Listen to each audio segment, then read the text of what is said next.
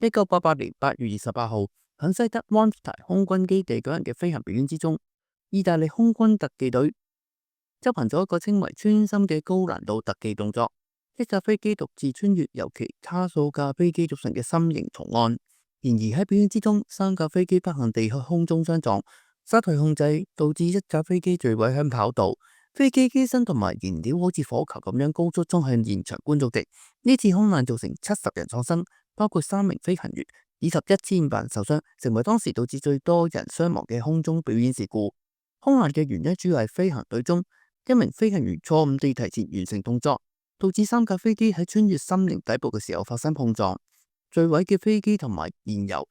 燃燒形成大型火球，導致不僅飛行員陣亡，現場嘅觀眾亦遭受嚴重嘅燒傷、鼻水片割傷同埋其他創傷。由於事故規模龐大，令醫療團隊面臨協調上嘅困難同埋救災物資不足。呢次事故嘅影響十分深遠，除咗巨大嘅人員傷亡外，亦都暴露咗西德同埋美國軍方喺緊急醫療同救援上存在計劃同溝通嘅問題。救援行動嘅混亂，令得部分傷者未能及時接受最適當嘅醫療照顧，而數量龐大嘅傷者喺情況危急而混亂下，未及做好識別身份嘅標籤，就被送往多間位於各地嘅醫院同診所，令部分醫護人員短時間內接收大量傷者而不勝負荷，亦令傷者家屬難以尋找受傷嘅親人，尤其喺部分傷者喺送院時就失去意識，並最後不幸身亡嘅情況之下。此外，針對責任歸屬嘅調查既複雜而且結果分歧。西德即係後來嘅德國同埋意大利喺調查同責任認定上存在分歧，即使西德國會嘅調查委員會亦都分成兩派。社民黨委員發表報告，認為以後可以避免，